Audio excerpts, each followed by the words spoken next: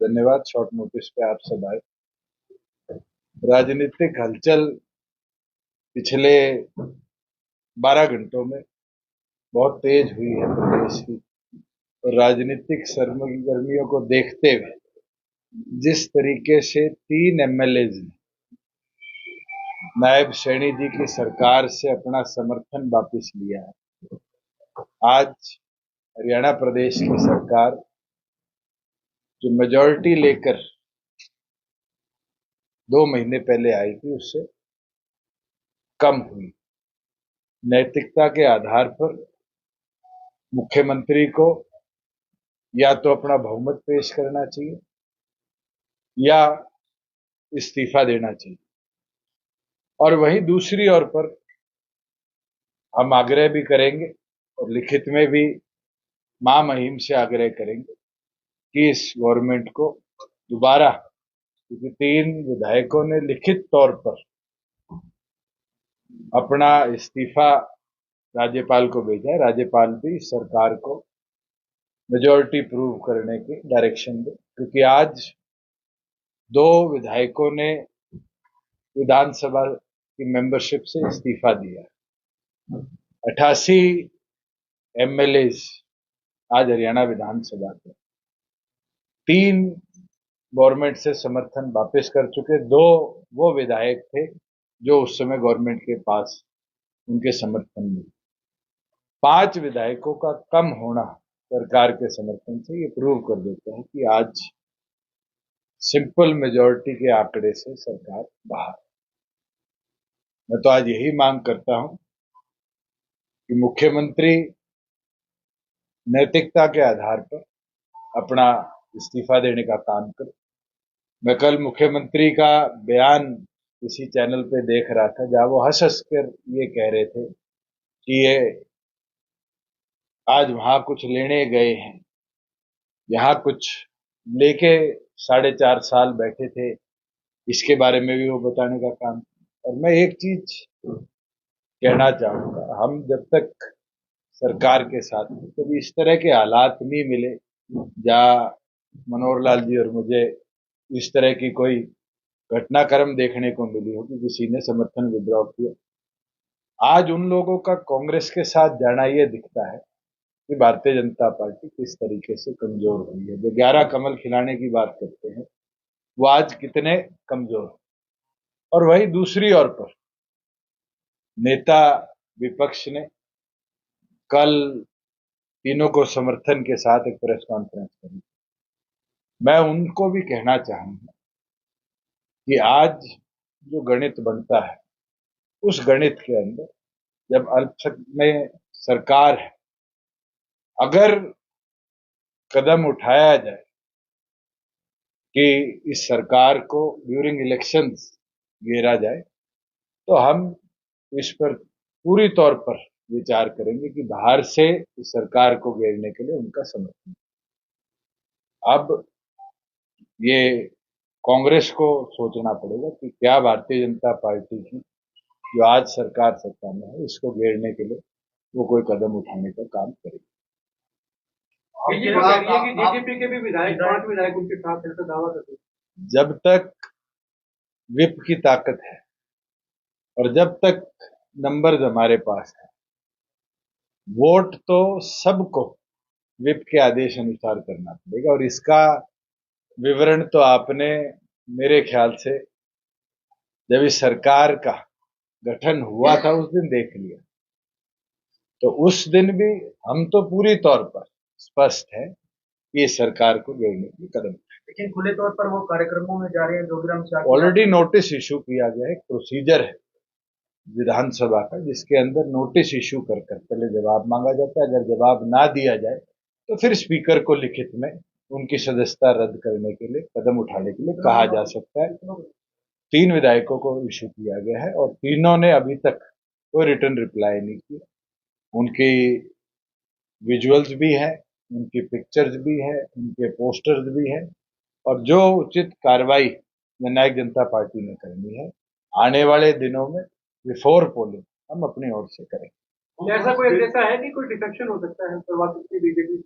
अगर कोई इस्तीफा देता है तो उसके ऊपर है। पार्टी विरोधी गतिविधि का रिकॉर्ड आज हमारे पास, और पार्टी विरोधी गतिविधि के अंदर जिसने भाग लिया है उसके विरुद्ध एक कानून है, और उस कानून के तहत हम जल्दी स्पीकर को भी मिलेंगे और उनसे आग्रह करेंगे कि इनके खिलाफ कार्रवाई। कौन से आप वो हम पे छोड़ दें। बीजेपी ये कह रही है कि शायद बीजेपी का कल्चर है, प्रोसेस में ही आपको लगता है 6 महीने निकालते हैं।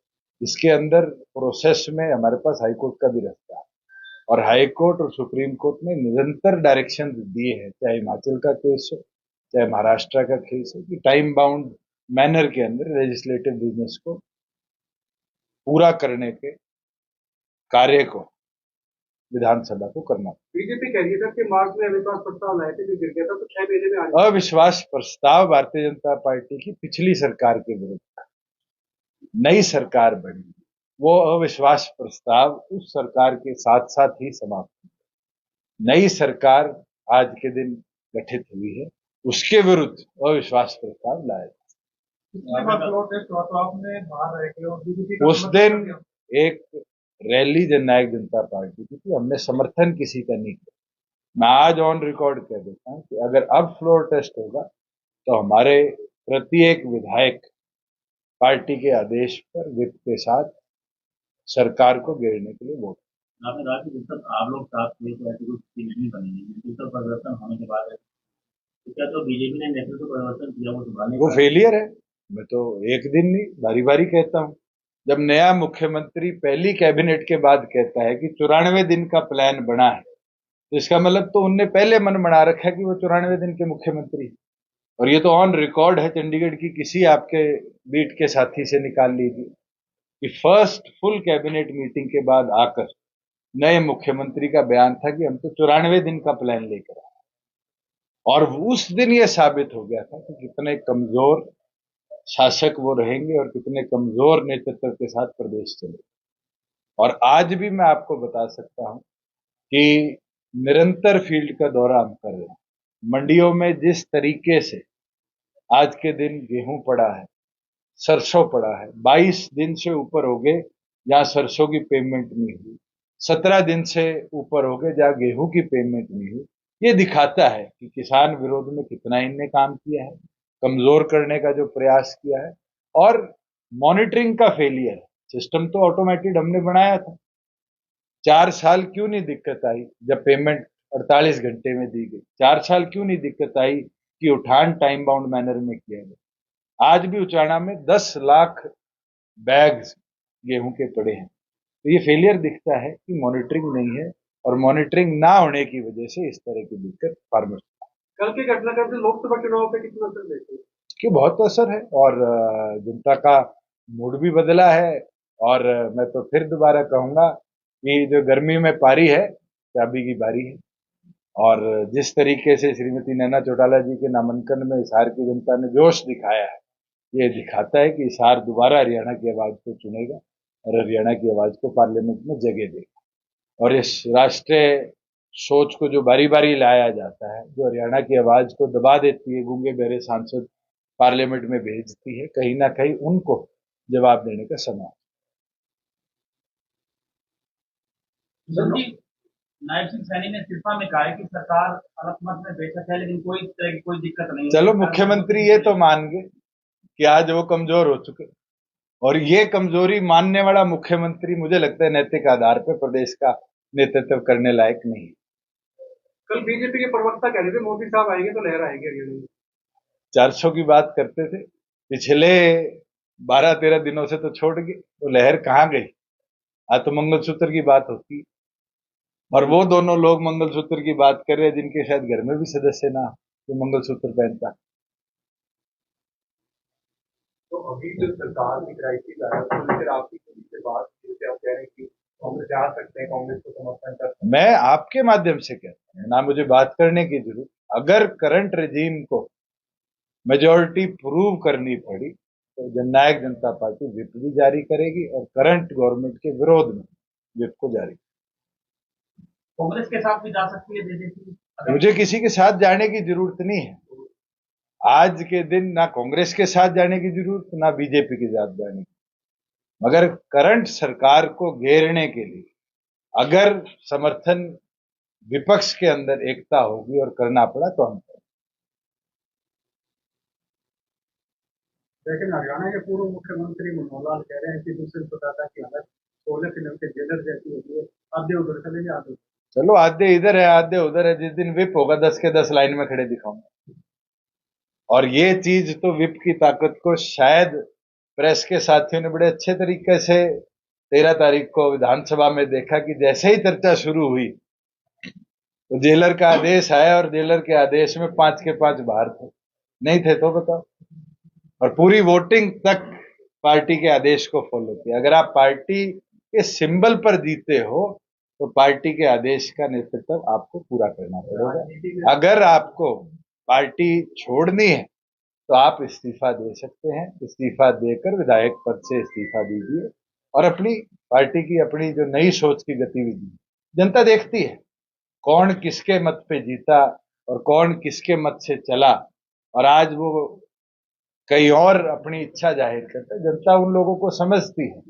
मेरा तो इतना बोलना जरूरी है कि जब तक इस विधानसभा का टेन्योर है अक्टूबर 28 तक हरियाणा प्रदेश में अगर कोई विधायक जननायक जनता पार्टी के सिंबल पे जीता है, विधानसभा की प्रक्रिया के अंदर उसको पार्टी का बेट फॉलो करना।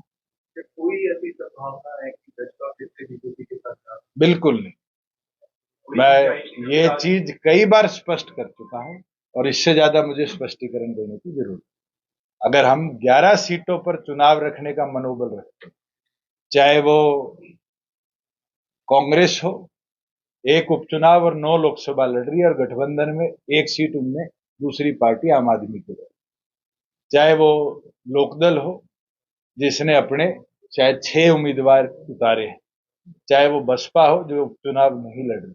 सिर्फ जननायक जनता पार्टी हरियाणा में वो दल है जिसने 10 के 10 कैंडिडेट्स लोकसभा में उतारे और करनाल उपचुनाव के लिए भी अपना उम्मीदवार उतारा है और मजबूती के साथ 11 के 11 चुनाव आज लड़ा।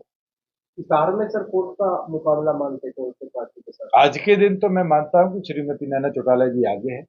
आज जो परिस्थिति बन रही है, महिलाओं का जो समर्थन उनको मिल रहा है, महिला शक्ति जो पंचायती राज के तौर पर हमने बढ़ाई है, विकसित करी है, राशन डिपो देकर उनको रोजगार के अवसर दिए हैं, बढ़ चढ़कर महिलाओं का नेतृत्व श्रीमती नैना चौटाला जी के साथ आ रहा है और वही हिसार की परिवर्तन के अंदर अपनी ताकत बनेगा। और आने वाले दिनों में आप देखेंगे, आज के दिन 8,37,000 महिला वोटर्स शायद हिसार के अंदर है और उनका नेतृत्व और हरियाणा की आवाज बनकर पार्लियामेंट में जाकर, जैसे 14 से 19 तक मुझे नेतृत्व मिला था, हिसार चुनेगा और मजबूती के साथ नैना चौटाला जी को अपना सामने।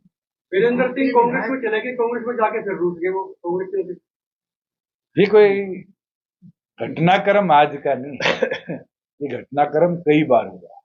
कांग्रेस आई, कांग्रेस, बीजेपी, कांग्रेस और अब फिर रूस से बैठे हैं। ये दिखाता है कि राजनीतिक तौर पर कितने कमजोर वो और ये दर्शाता है कि आने वाले भविष्य में उचाना जैसे वो बारी बारी मेरे को बजा रहे थे, उनको बजा के छोड़ दो।